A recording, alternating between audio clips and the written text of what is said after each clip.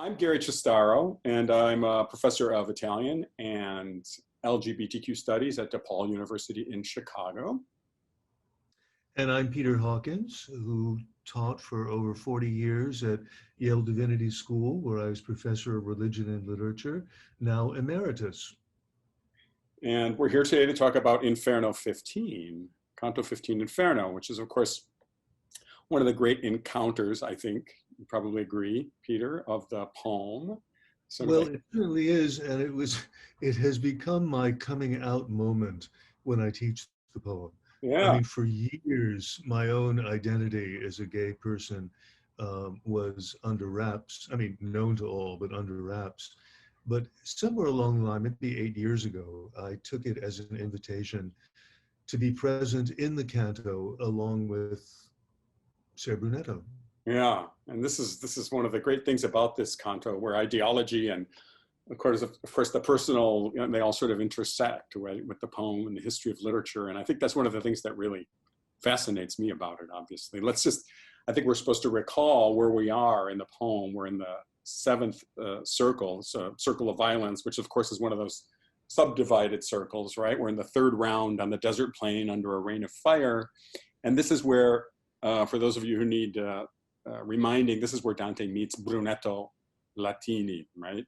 It's a fascinating figure in history in his own right. Dante's mentor slash teacher in some sense, right? Who was famous as a man of letters, and sometimes people call him a proto-humanist, kind of anticipating Italy in the early 15th century.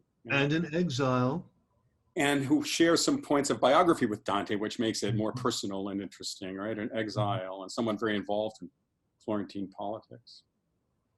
And so here Dante sort of outs him in a way, to pick up on what you were just saying, as a sodomite. One of the things that, I mean, to say, what interests me about this canto is, everything. There are so many things we could, I think, touch on, but to put it in a nutshell, for me, this is, as someone, you heard me introduce myself as someone equally involved in LGBTQ studies and Italian and Dante.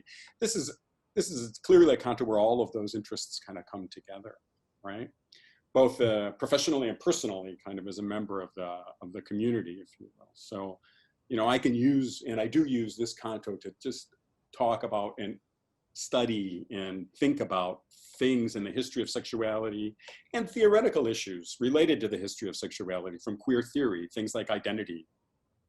What does it mean that he's a sodomite? One of the great questions in this enigmatic canto is what is sodomite? What does it mean? What do you make of the opening "Siete voi qui, Ser Brunetto"? The whole element of surprise. How do you handle that or understand it?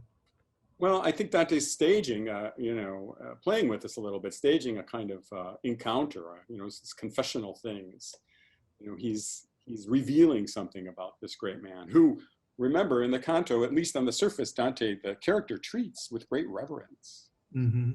And then to find him in this circle among the sodomites, it's a very dramatic canto. I think that line you referred to is just really heightens the drama, the personal drama. And it drives home the point for me that there's something, I mean, we could say this about a lot of cantos, but particularly in this canto, there's something very personal and close to home at stake for Dante. Mm-hmm.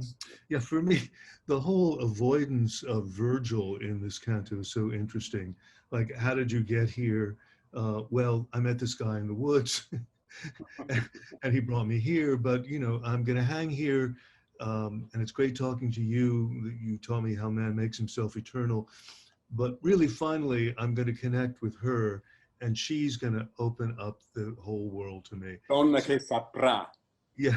The introduction of the woman in this intensely male environment I found interesting. It seems like an overtly, almost, defiant heterosexual moment in Right. same-sex canto. I totally. I'm really okay. I realize that. So yeah, for me, all those issues, like, and the question of what David Halper refers to, or Foucault, as genealogy, right? To what extent can we identify modern homosexuality, right, which some people would say is a very modern kind of personal identity, with these much more ancient discourses around, the ancient pederast, the ancient Greeks and Romans, the medieval sodomite, ancient discourses of friendship and gender inversion. You know, this canto allows you to sort of explore the entire history of sexuality and those more sort of theoretical notions about identity in all kinds of interesting ways, right? Do you enjoy, I mean, you work so much in this canto and with the whole subject of queerness in Dante, but do you enjoy teaching it? I do enjoy teaching it if I'm teaching the course, if I'm teaching my Dante course where I'm allowed to spend at least an hour and a half on the canto. Yeah, right. If it's one of those kind of complet courses that I sometimes teach where you just have to read the poem or something, you have to touch on it very briefly. I feel like this canto in particular is an exercise in hard reading. Like there's a lot going on here. It's cagey in ways that even a lot of the other cantos aren't. What exactly is it getting at? Right? Yeah. What exactly is it getting at? I agree. And students, my experience with students is they're outraged on behalf of Ser Brunetto. Yeah. Wherever they are on the sexual spectrum, they don't like the outing of him. They don't like the what they take as phony affection and phony praise, and they don't get the bitter irony of the last moment. They see it as a pathetic thing, that he's a loser, not a winner. Right. But of course, for them, many students reading the canto, he's the winner. And Dante's the loser, and Virgil is beside the point. That's a wonderful point. And it is interesting to teach this canto to sort of, you know, our mostly queer-friendly students, right? Today. Although I kind of try to push back against that, you know, ironic reading, the extent that, you know, it's, yes, he's praising him on the surface, but clearly he really, you know, he really means to condemn him. Absolutely. I refuse to accept that there's not something real in the affection and reverence that he shows. And one way I push back against that is by saying that, you know, he's outing Brunetto, but he's also, like I said, he's also talking about something very personal in his own life. The canto invites us, I think, the text. I think there are things in the text that invite us to ask questions about Dante himself and his you know, personal history with Brunetto, as well as this, you know, bigger idea of his relationship to, especially for me, one of the really interesting aspects is it allows us to ask what Dante thought about classical pederasty, right? Sort of intergeneral relationships. Remember, Brunetto's a father figure, right? There's all this father-son language, which from a psychoanalytic standpoint makes it very interesting for me. You know, these intergenerational relationships between men that in, you know, among ancient thinkers in certain sectors of ancient Greece, at least, were not only tolerated, but kind of celebrated as the path to the transcendent. I think Dante's aware of that, and he's kind of coming to grips with that in some sense in this very humanist canto. What do you make of the fact that there's so much respect and affection and draw in both this canto and Canto 16?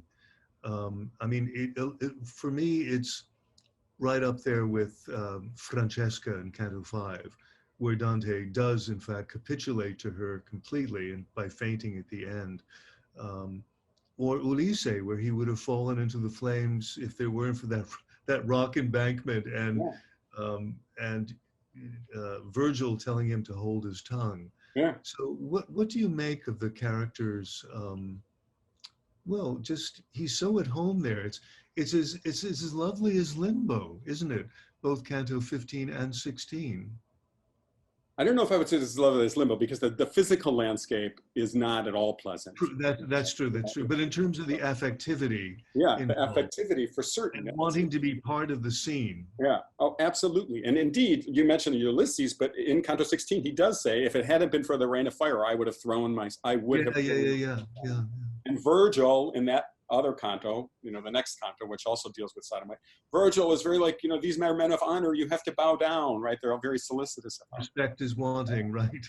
I love that you bring up Francesca, because he uses the word in this canto, if you remember, benigno, right, to describe Dante, which is a very, Francesca used it, right? It's a very flirtatious word, right? And I think there's no denying that Dante's playing on the ancient humanist sort of intergenerational relationships. And Dante, the character in this canto, is very much sexualized. You recall, Virgil also refers to, or, you know, Brunetto refers to him sort of indirectly as a dolce fico, right? Which is a sweet fig, which is undeniably, I think, a kind of sexualizing of the young man, Dante. And so it evokes the whole history of classical pederasty, there's no question. And fruity. Fruity reference. Indeed. Well, what do you make of the Brunetto Cacciaguida, Canto 15, Canto 15 juxtaposition. I And mean, then two throw in, father figures. well, I mean, for me, the obvious answer is this meditation, and this is part of what I do in some of my work on fatherhood and father-son Yeah, right. relationships, and, Mhm, and the eroticization of father-son bonds, right? So mhm, it's a meditation on paternal figures. yeah, This, this one in particular, but again, you brought up Virgil, and like for me, the really interesting thing that gets overlooked a lot in this context is that it stages an encounter between what I might call Dante's two queer fathers, right. which is to say Brunetto and Virgil, right? Yeah. There's that, Brunetto says at one point in the middle of the, chi è questi che mostra il cammino? Who's this guy? Who's this one? Who's this guy over here? Hello. And it's a very strange moment. And it also, I think it's notable that at that point, he recalls in a major way, and he uses several verses to do it, the primal trope of the poem, the first scene of the dark wood and Right. the retrospective glance, right? There's a poetics of retrospection in this canto.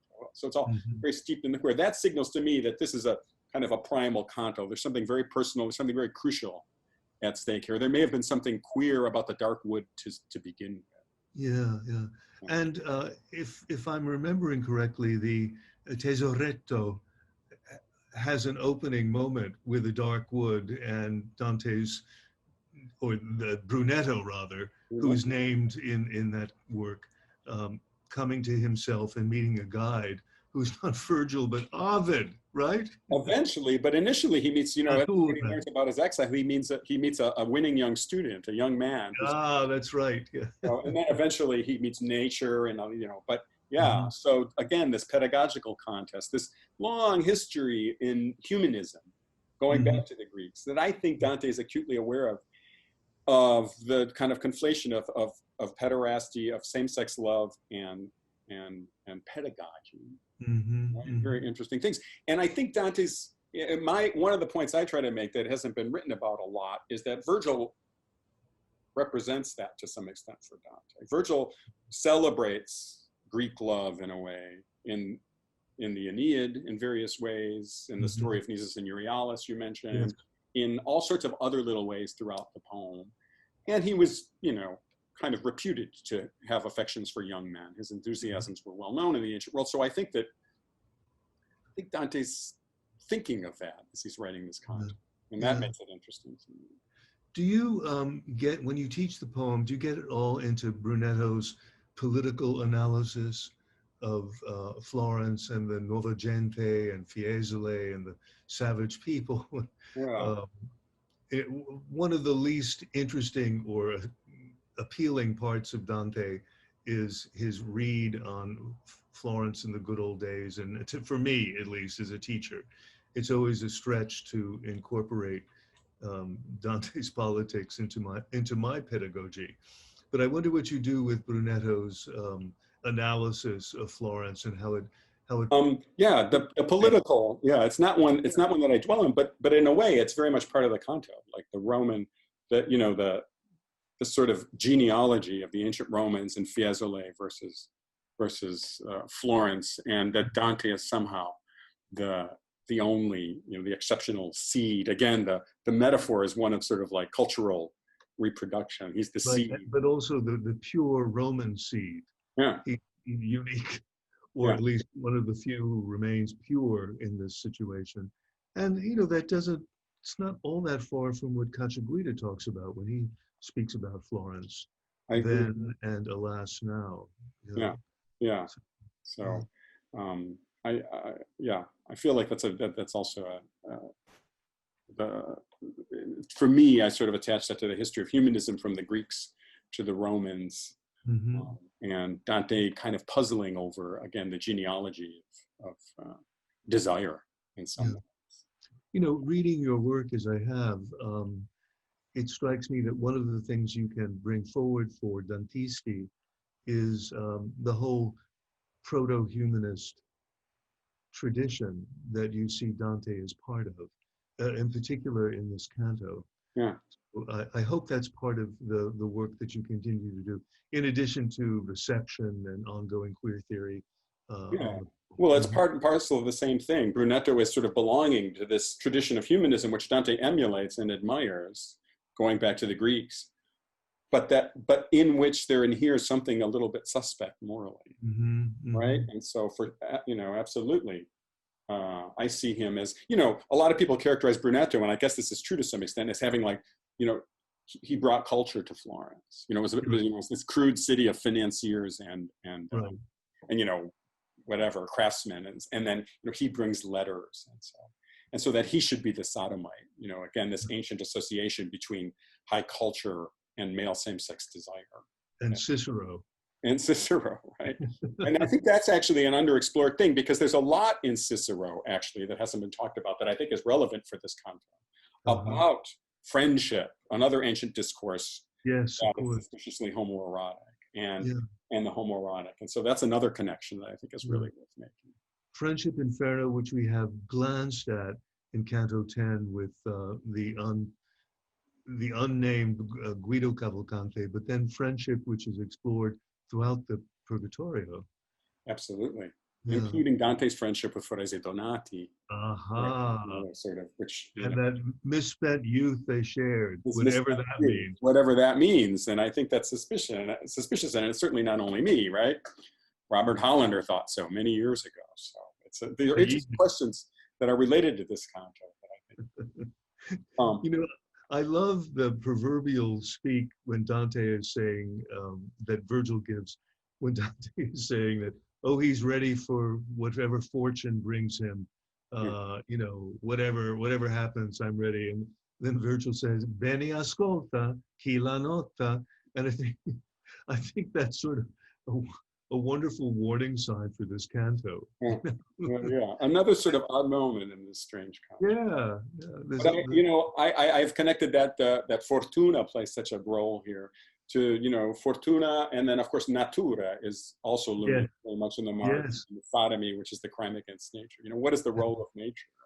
One of the things I love about this canto is that for me it's a beautiful sort of meditation, if troubled, on the physical world, the natural world, from its opening verses, right, to the agricultural metaphors, the tides, the moon, the mysteries of nature, its twists and turns, and Dante's sort of thinking about that with regards to his heroes and his personal life. Speaking of twists and turns, or the backside vision, what is it about all that turning around? Well, I mean, I feel again like this is a queer trope, as I would call it. It's inherently queer in the history of literature, right? Lot's wife, and Orpheus and Eurydice. Orpheus, who goes on to sort of in his grief establish Greek, the preference for young men among the Greeks as opposed to women, right? So it has a very specific kind of history that I think Dante's playing on. I've called it the poetics of the behind. I think that's I'm just thinking of the invocation of that trope, perhaps, when Dante turns around in Purgatorio 30 to share the joy of seeing Beatrice, turning to Virgil, who's no longer there, but it's that turning around. Right. I haven't thought about it until you mentioned this as a trope. And as a queer trope, and that's part of what kind of the work that I'm doing, to sort of, if you accept that there's something inherently queer about the trope, that is something related to sexuality and gender, which I think there is, then it punctuates the whole poem, in very interesting ways. But nowhere more so than in this canto. Well, as Beatrice says to Dante at the end of the Purgatorio, Dari, fa che tu scrive. We'll see what happens. Peter, I'm sorry to say that we're just about out of time here. Okay, well, this has been fun. I mean, I don't know if you have a closing thought. For me, one really interesting thing that we haven't mentioned is the metacritical response to this. The metacritical, the sort of, odd critical history of this canto, which I also find fascinating in the 20th century. Really about unnatural language choices. That and a lot of others. That one gets me. Yeah. I mean, I feel like more so than any other canto, there's been a lot of energy invested on the part of some critics to try to sort of deny that this canto is about sex at all, right? Yeah. Some of it very ingenious, but ultimately kind of batty, right? And I feel like, again, I feel like that's a reaction to something threatening, something very queer in Dante, too close to home, as a matter of fact. Trying to The love that dares not speak its name. like that. Yeah. Peter, thank you for the conversation. Thank you so much, Gary. This has been great. All right, enjoy the rest of your day. Ciao, ciao. Ciao.